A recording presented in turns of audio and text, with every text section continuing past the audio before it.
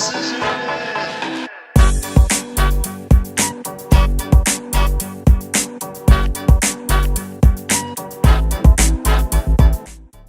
the next 7 days, I'd be disembarking on one of the coolest experiences of my life, riding on the boat with the boat company, a small 22-person yacht through the middle of Alaska.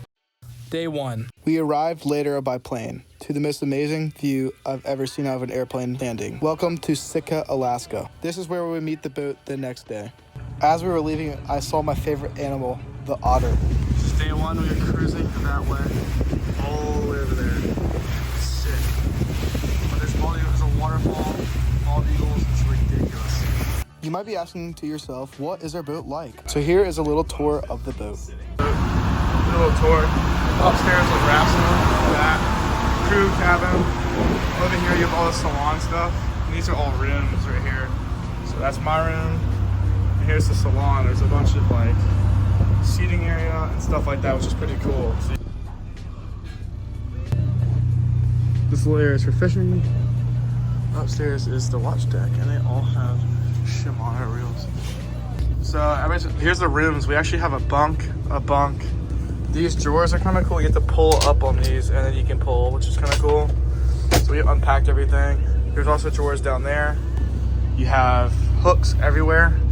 You have to have blackout curtains here because the sun stays up the whole night, so you have to have these.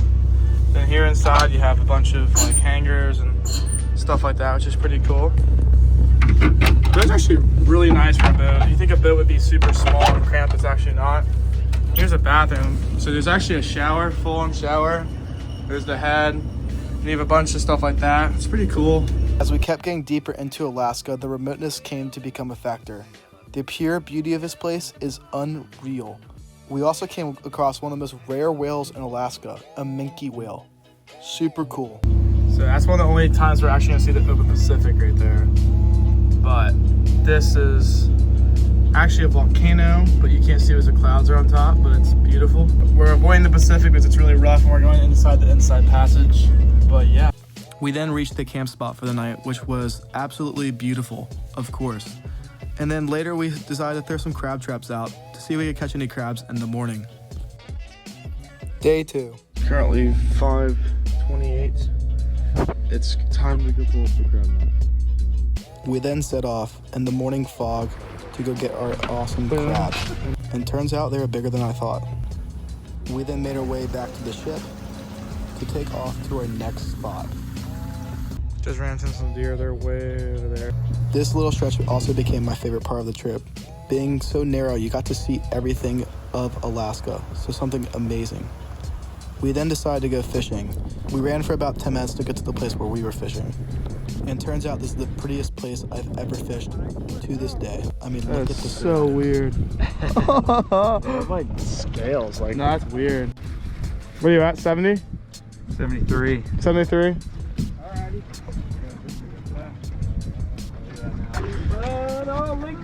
Oh, smokes. This here is a gigantic lingcod. He's got big teeth.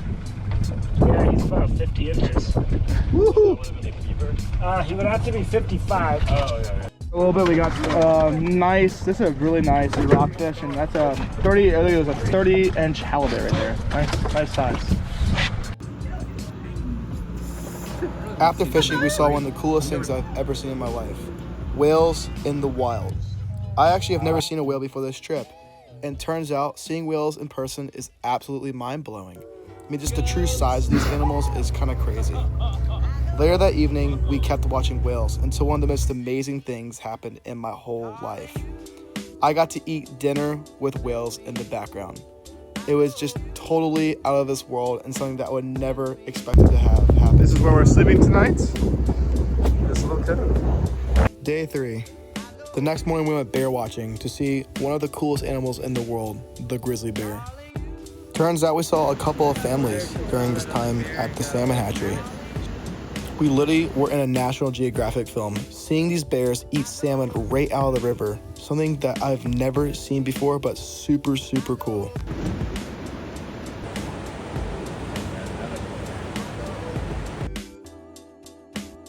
We then left the bears and went to one of the coolest waterfalls I've ever been to.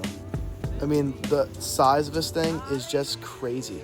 I mean, the quality of this video doesn't do justice to how big this thing actually is. We then packed our bags and headed to where we would be sleeping, to Red Cliff Bay. We then went kayaking, fishing, which I chose to go fishing. We walked in the rain to our fishing spot. Oh yeah, got the Orvis right here. We're gonna have this cast in the center and try to let it drift down to this log so we can get a little cut through it maybe. Let's see if we can get something.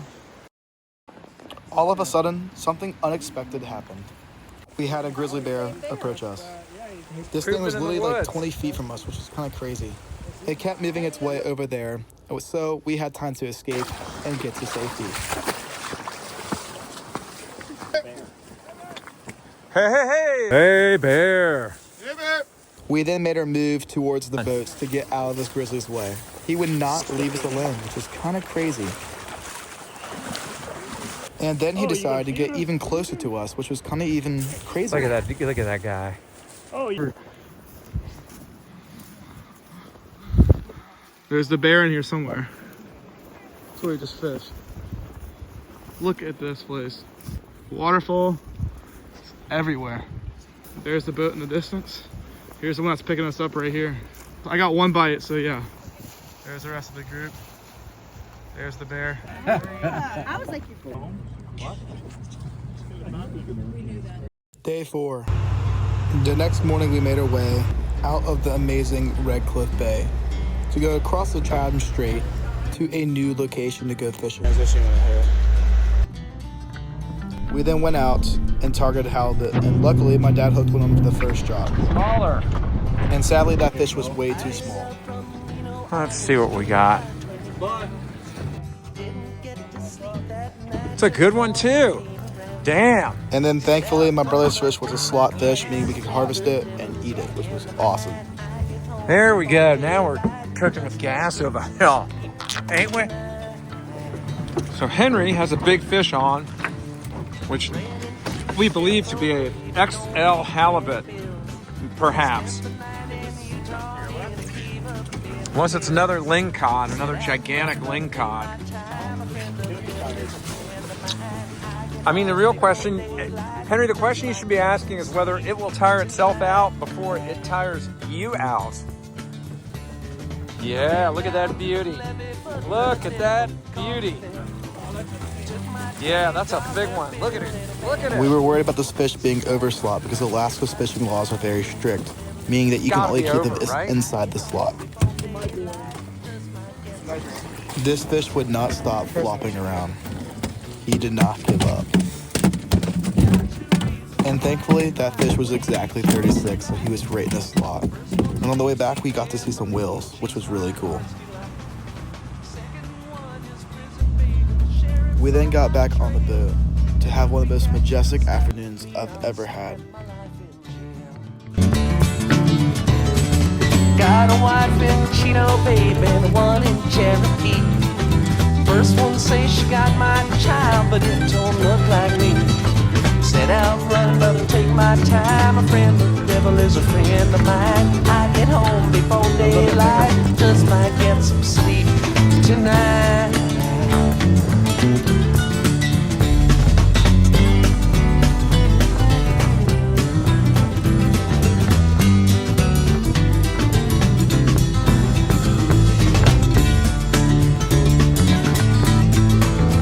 Day 5. The next morning we had the choice to go hiking or fishing, and I of course chose fishing, but I wanted to give y'all some insight into the hiking in Alaska because it is truly unbelievable. Before coming to Alaska, I didn't really know that Alaska was a temperate rainforest, but you can really see why this is a temperate rainforest due to all of the greenery. It is truly crazy how green this place is. Going to the third day of fishing, I really didn't film much, but turns out we got one of the things I really wanted to catch.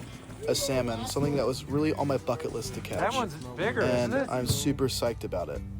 And we caught another halibut, which was awesome. We then had a day of travel ahead of us, going towards the glacier.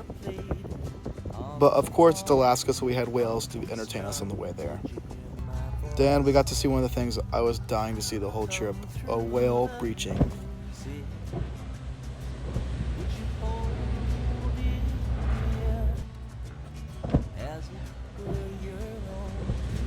This was one of the coolest things I've ever seen. We then started to get close to the glacier where we started to see ice along the shore. The water kept getting greener and greener, and then we spent the night that night. Day 6. The next morning, we went out to get close to the glacier.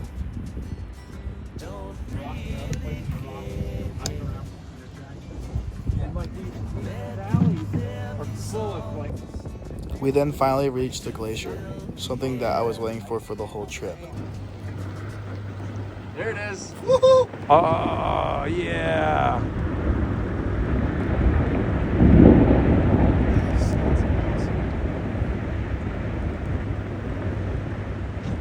There's probably small stuff falling off all over the whole thing. Ooh, Oh, that was a good crack. there it is. yeah. Oh.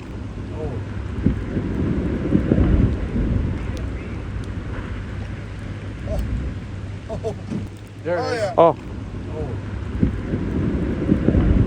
We then headed back to the boat, but also that meant we had to head back to Juneau, which meant our trip was going to be over the next day.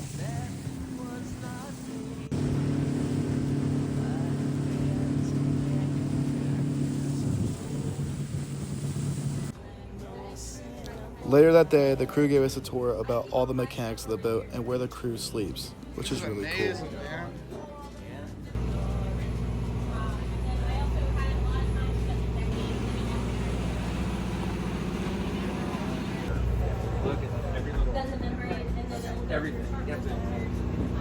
Day 7. The next day we woke up to an amazing sunrise, but it was also sad because this was our final day, and all we'll be doing today is going back to Juneau. Up ahead, Juneau. Getting close to Juneau. End of the trip. Still seems incredibly wild, but we are seeing some boats and a helicopter, some other stuff. So we know we're getting close to civilization. We're now leaving the cruise ship behind us, but now we are allowed to leave the boat company boat, Glacial, which has been absolutely fantastic. Super sad. Sadly, this is the end of my Alaska journey, but I really think Alaska is the greatest place I've ever been. I mean, over all the places I've been, this has been one of the most unique places I've ever seen. So for that reason, Alaska is the greatest place I've ever been.